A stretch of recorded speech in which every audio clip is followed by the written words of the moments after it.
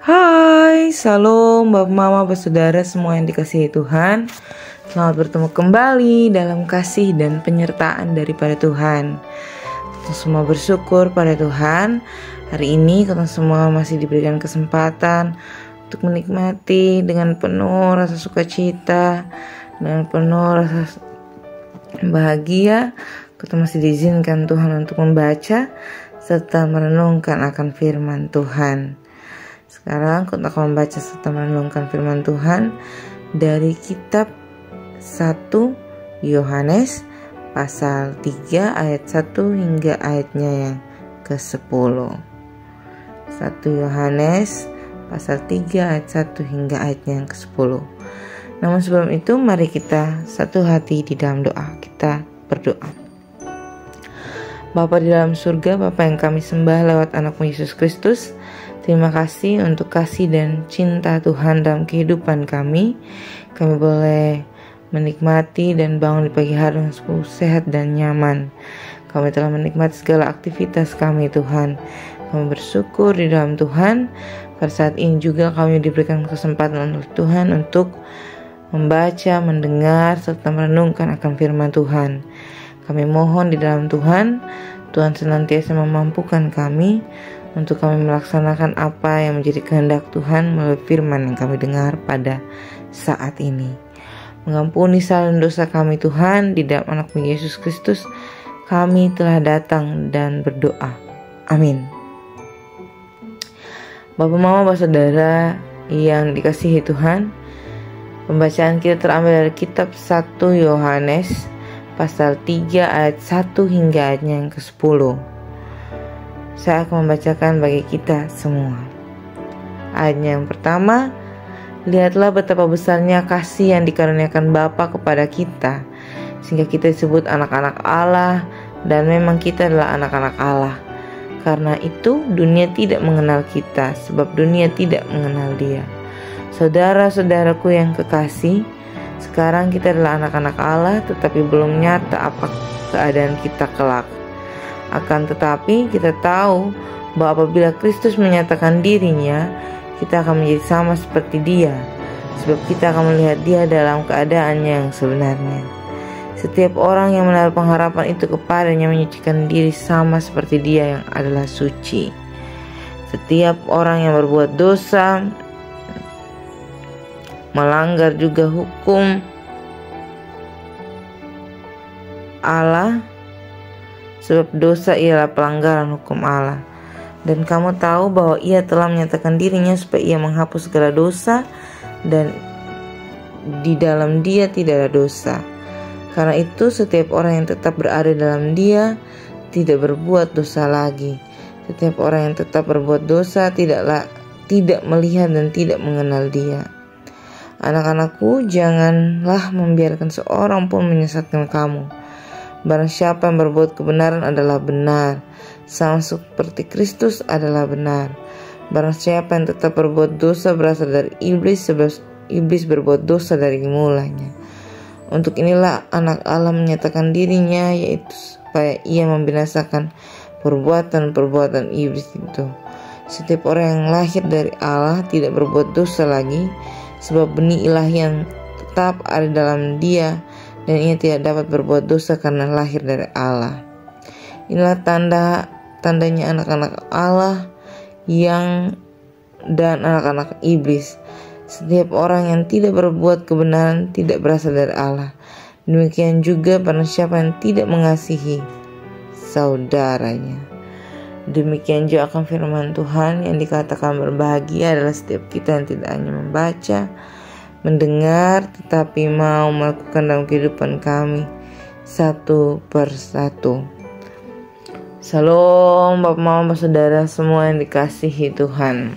Pada masa itu ada pergumulan yang dialami oleh jemaat, yakni pergumulan untuk mempertahankan persekutuan.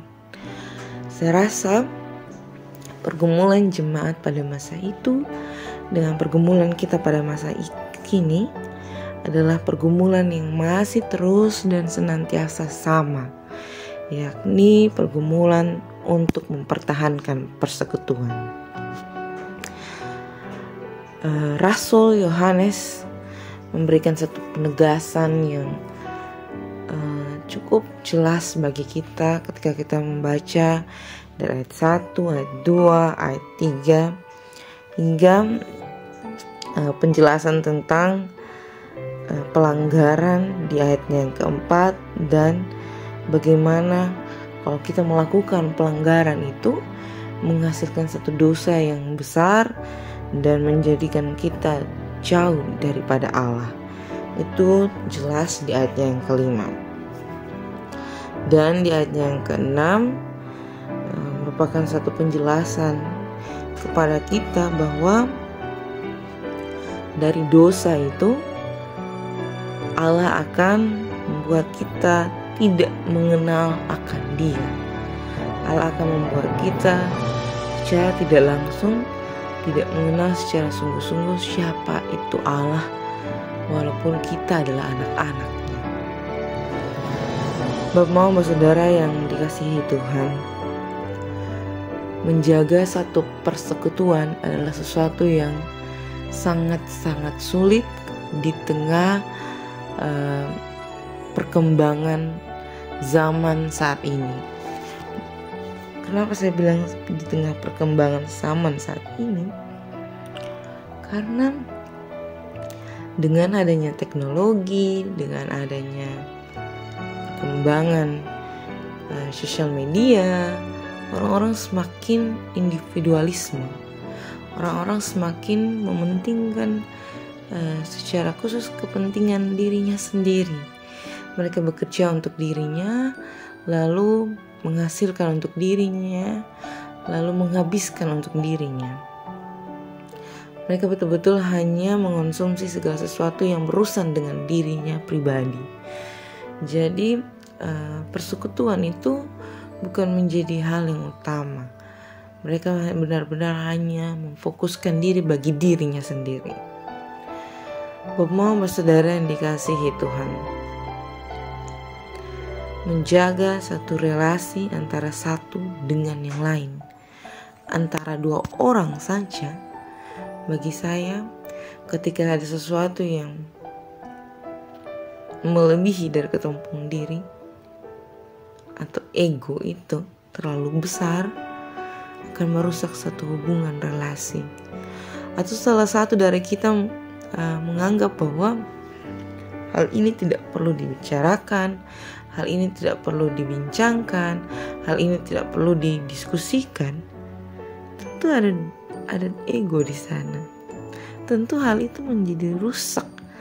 Hubungan persekutuan akan menjadi satu yang rusak kalau kita memelihara ego di sana.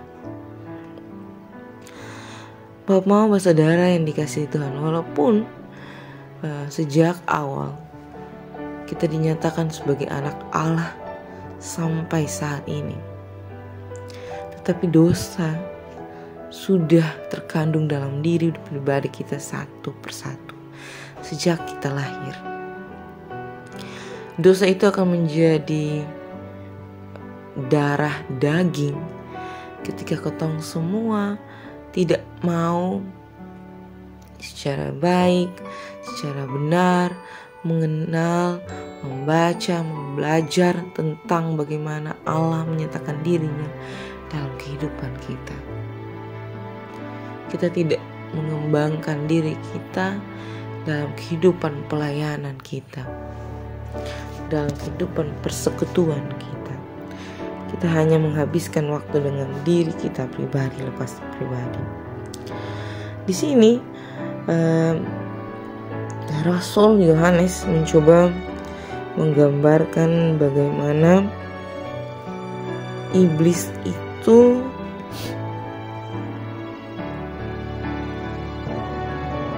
adalah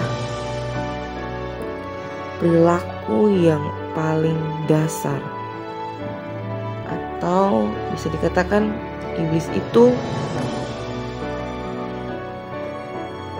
di dalam diri, di dalam persekutuan. Jadi iblis itu memang ada di sekitar kita, bahkan ada di samping-samping kita. Iblis itu akan hidup, akan berkembang, akan terus ada jika kita tidak mampu menjaga, kita tidak mampu menurunkan segala ego kita untuk menjaga kualitas persekutuan kita. Bapak, mama, bersaudara yang dikasihi Tuhan, tentu akan menjadi sulit bagi kita setiap menjalin hubungan dengan orang-orang yang ketong rasa dong tidak mampu mengerti ketong punya diri. Baik itu suami, baik itu ketong punya anak-anak, baik itu ketong orang tua. Persekutuan yang kecil-kecil itu saja, kalau kita tidak mampu untuk saling mendiskusikan, saling membicarakan apa yang menjadi kebutuhan utama kita, apa yang menjadi keinginan kita untuk didiskusikan, tentu hal-hal itu akan menjadi satu pertanda di mana iblis telah mengintip persekutuan kita. Itu yang pertama. Yang kedua, semakin berkualitas hubungan persekutuan kita akan semakin menjadi tempat yang paling ingin dicobai oleh iblis. Lalu bagaimana caranya untuk kita tetap setia, kita tetap menjaga, kita tetap terlindung dalam persekutuan itu? Yakni dengan senantiasa berdoa. Tanpa berdoa, tanpa membaca firman, tanpa mendekatkan diri kepada Allah, kita senantiasa akan terus dan menerus ada dalam posisi tenggelam di dalam dosa dan semakin dalam dan terus menjadi dalam. Bapak, mama, bersaudara yang dikasihi Tuhan, tentu ini bukan sesuatu yang sangat gampang. Dalam kehidupan pribadi saya saja, saya tahu bahwa diri saya belum secara baik membangun suatu hubungan relasi persekutuan dengan baik dan benar. Karena ada begitu banyak ego, begitu besar ego yang masih tertanam di dalam diri pribadi saya. Masih ada begitu banyak dosa yang masih mengikat di dalam diri saya.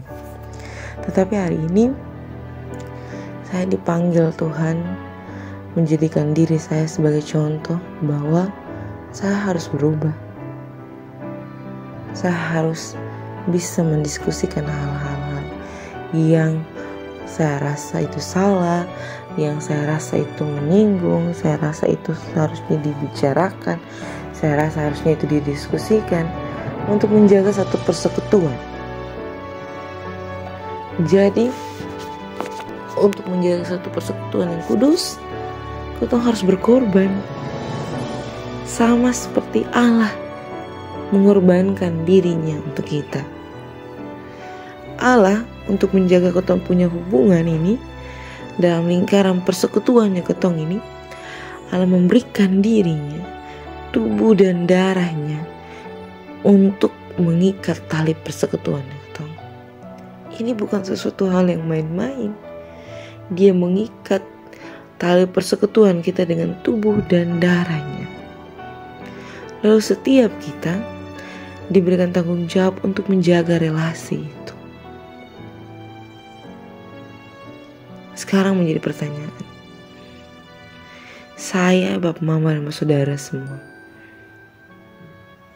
bagaimana kita mempertanggungjawabkannya di hadapan Tuhan?